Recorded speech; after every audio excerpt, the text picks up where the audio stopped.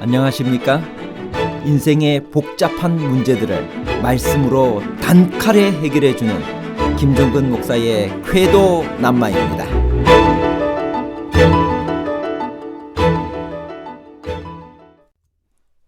우리가 다른 사람을 용서해 주어야만 하는 이유는 무엇일까요? 예수께서는 70번씩 7번이라도 용서하라고 말씀하신 것은 490번만 용서하라는 말씀인가요? 아니면 용서에는 한도가 없음을 밝히신 것인가요? 490번과 무제한에 관한 복잡한 문제를 하나님 말씀의 가르침으로 명쾌하게 해결해 드리겠습니다. 형제를 7번씩 70번이라도 용서하라고 하셨습니다. 몇 번이나 용서하라는 말씀인가요? 마태복음 18장 22절. 예수께서 이르시되 내게 이르노니 7번씩 아니라 77번을 70번까지라도 할지니라. 1만 달란트 빚진 자는 누구를 대표하나요? 마태복음 18장 23절에서 24절. 그러므로 천국은 그 종들과 결산하려 하던 어떤 임금과 같으니 결산할 때 1만 달란트 빚진 자 하나를 데려오매. 1만 달란트는 은 21만 3,840kg이며 18년 동안 10,000명의 노동자를 고용할 수 있을 정도의 막대한 돈입니다. 마태복음 18장 23절 24절에 있는 말씀을 우리가 조금 전에 읽어보았습니다. 1만 달란트 빚진 자가 있었습니다. 마태복음 18장 23절에서 35절은 1만 달란트 빚진 자와 100데나리온 빚진 자에 관한 이야기입니다. 이 말씀은 죄를 범한 형제를 7번까지 용서하면 되겠느냐는 베드로의 질문에 대한 예수님의 답변이었습니다. 당시 랍비들은 잘못한 사람은 3번까지 용서하라고 가르쳤습니다. 그런 배경 속에서 베드로의 7번은 대단한 용서였습니다. 그런데 예수님은 베드로를 칭찬하는 대신 7번뿐만 아니라 70번씩 7번이라도 용서하라고 말씀하셨습니다. 그리고 이어서 두 빚진 자에 관한 말씀을 주셨습니다. 1만 달란트의 빚을 탕감받은 신하가 자신에게 100데나리온의 빚을 진 자의 목을 틀어쥐고 갚으라고 독촉했던 이유는 무엇일까요? 여러분은 빚으로 고상해 본 적이 있으신가요? 성경에서 죄를 빚으로 비유하고 죄에서 용서받는 것을 빚에서 탕감받는 것으로 설명하는 이유가 있습니다. 구약에서 안식년에 빚으로 팔린 종들이 집으로 돌아가고 희년의 땅을 원래 주인에게 돌려주는 것은 예수님이 이루실 구원을 희미하게나마 보여주는 것들입니다.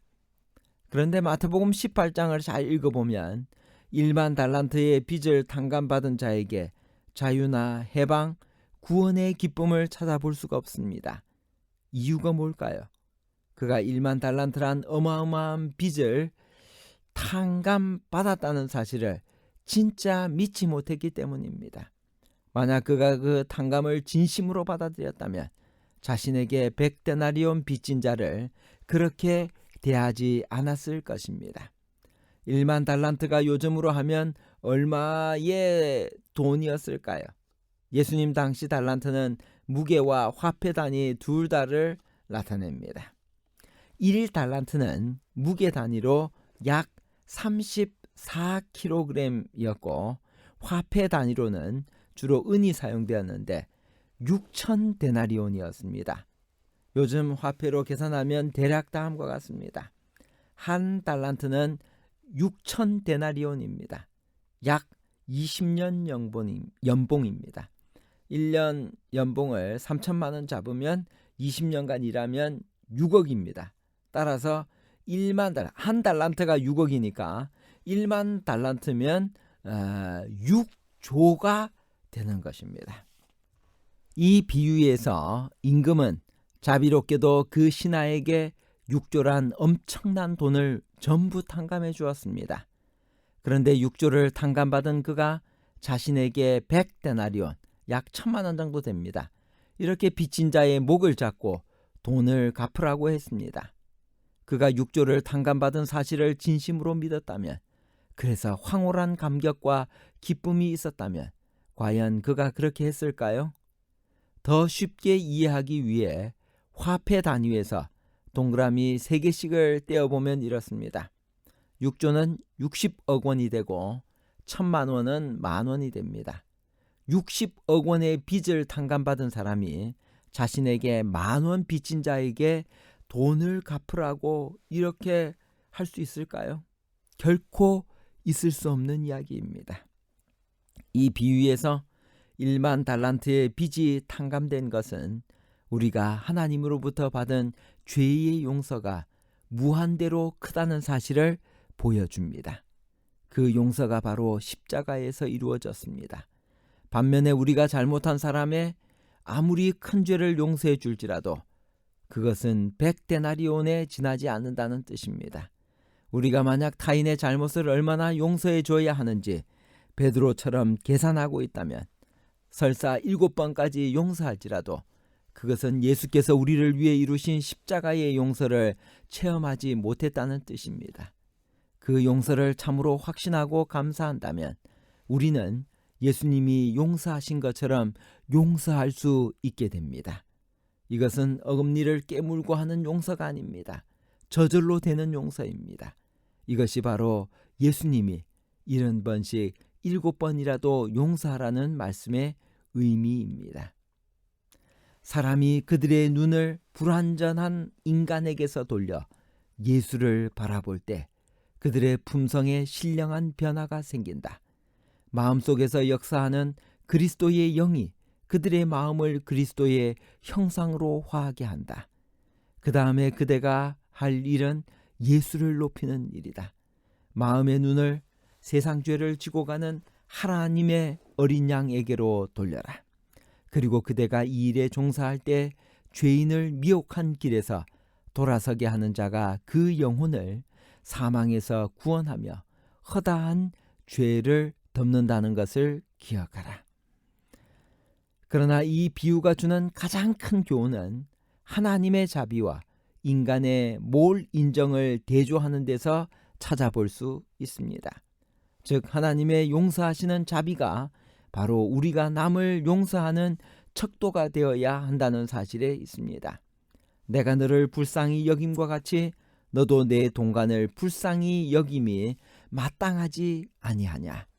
우리가 남을 용서했기 때문에 용서함을 받는 것이 아니라 우리가 용서받았기 때문에 용서하는 것이다.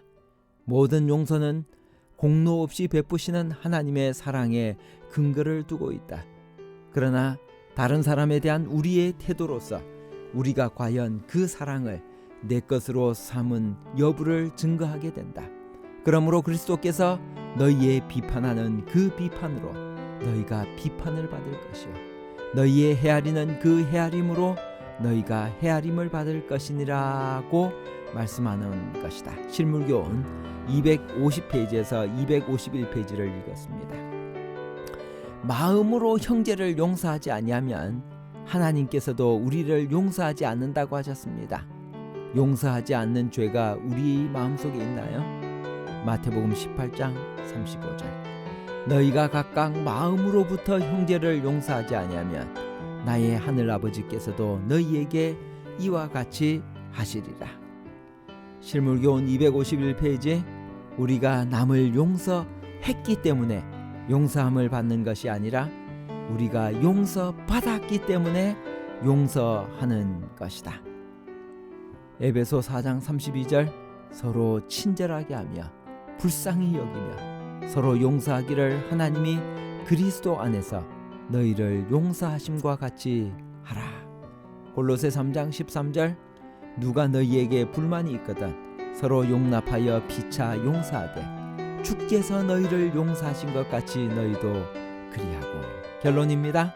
첫째, 예수께서는 70번씩 7번이라도 용서하라고 말씀하신 것은 490번만 용서하라는 말씀이 아니라 용서에는 한도가 없음을 밝히신 것입니다. 둘째, 우리가 남을 용서했기 때문에 용서함을 받는 것이 아니라 우리가 용서받았기 때문에 용서하는 것입니다. 셋째, 참된 제자의 자격은 어린아이처럼 자기를 낮추는 사람이고 한 사람의 영혼을 위해서도 찾아 나서는 사람이며 한없이 용서하는 사람입니다. 감사합니다.